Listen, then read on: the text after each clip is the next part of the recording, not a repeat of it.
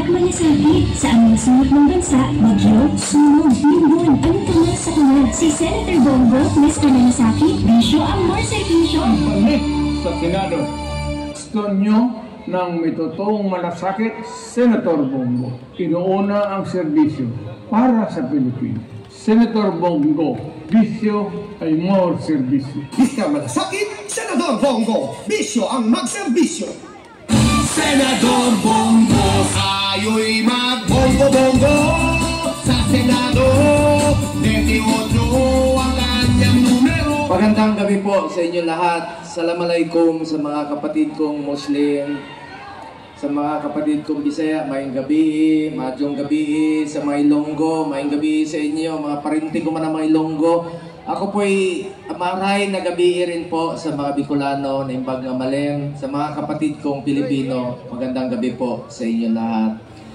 Kanina po, papunta ko rito, galing po ako doon sa isang imbitasyon rin po.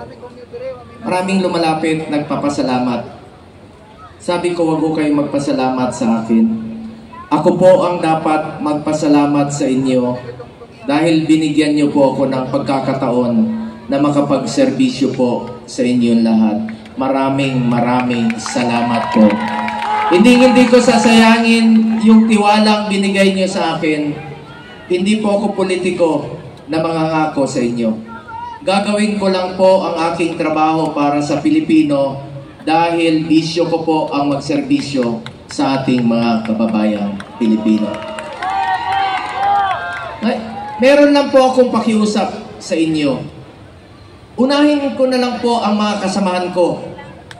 Please lang po. Kung mahal nyo si Tatay Digong, kung mahal nyo ang Pilipinas, pakiusap ko po sa inyo.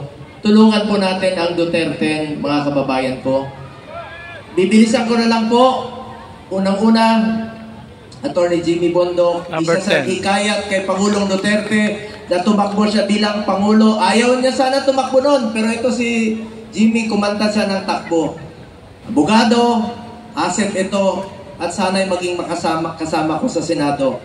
Senator Jimmy Bondoc. Palakpakan po natin! Second, and of course, ang aking seatmate, 24 years na kaming magkaibigan, magkasama, kumpare, tested ito. Talagang asset ito at hindi magiging successful na labanan po ang kriminalidad at hindi magiging successful ang administrasyon ni Pangulong Duterte kung hindi dahil kay Senator Bato de la Rosa. Palakpakan po natin, please, tulungan po natin. Pangatlo naman po, mamaya na, ako yan. Pang-apat, si JB Hinlo. Sino ba susunod? Attorney JB Hinlo. Abogado, Commissioner ng PACC, USEC ng DILG, representative po ng mga Ilonggo. Ako, damo ko sa mga parinte sa Iloilo. Mga Tisoro po, Batanggenyo yan, ang iba ay Ilonggo. Ang representative ng Ilonggo, Attorney JB Hinlo. Palakpakan po natin, tulungan po natin. And of course, meron rin tayong representative ng Ilocano. Sa chairperson, abogado, secretary, political advisor po sa Luzon, Attorney Raul Lambino. Palakpakan po natin. Please, tulungan po natin ang ating kapatid na Ilocano. Number 34. And of course, next, ang ating mga guest candidates, classmate ko sa Kongreso, sa Commission on Appointments. Magaling, talagang busisisiin ka.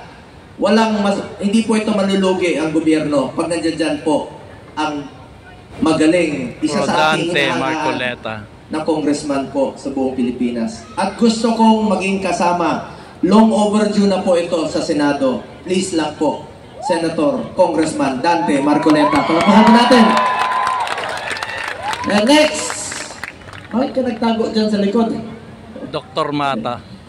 Best friend po ni Pangulong Duterte. Mas una pa itong naging magkaibigan sila, magkasama ni former Mayor Rodrigo Duterte. Ang kanyang spiritual advisor, alam niyo, mabait, matulungin po. Isa po ang kanilang layunin ni Pangulong Duterte, tumulong talaga sa mga mahirap. Pastor Apollo si Kibuloy. Tulungan rin po natin.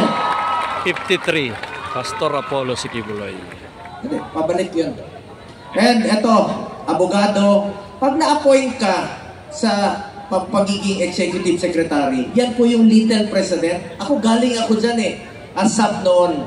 Ibig sabihin, magaling, matalino ka. At asset po ito sa ating gobyerno kung sakaling maging senador.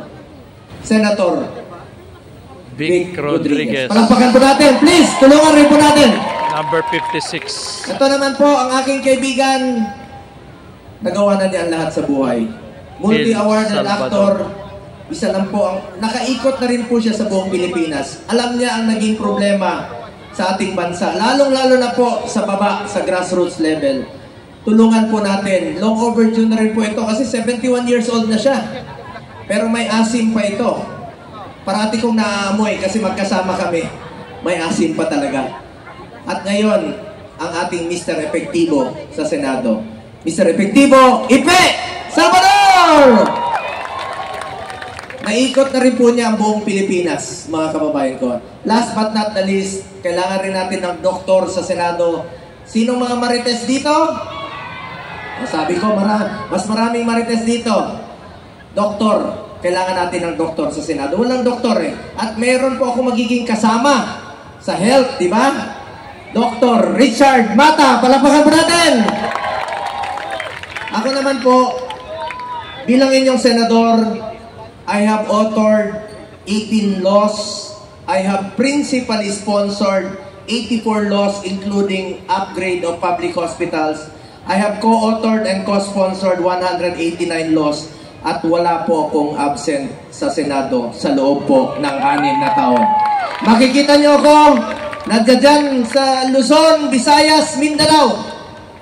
Hindi ko po matiis na nakaupo sa opisina habang nangangailangan po ang ating mga kababayan. Ilapit po natin ang serbisyo ng gobyerno sa ating mga kababayan, lalong-lalo na po sa kalusugan. Bilang chairman ng health, malasakit centers, super health centers, at regional specialty centers. Chairman din po ako ng sports, ilayo natin ang mga kabataan sa illegal na droga. Proud lang ako bilang chairman ng sports. Dati kulela tayo.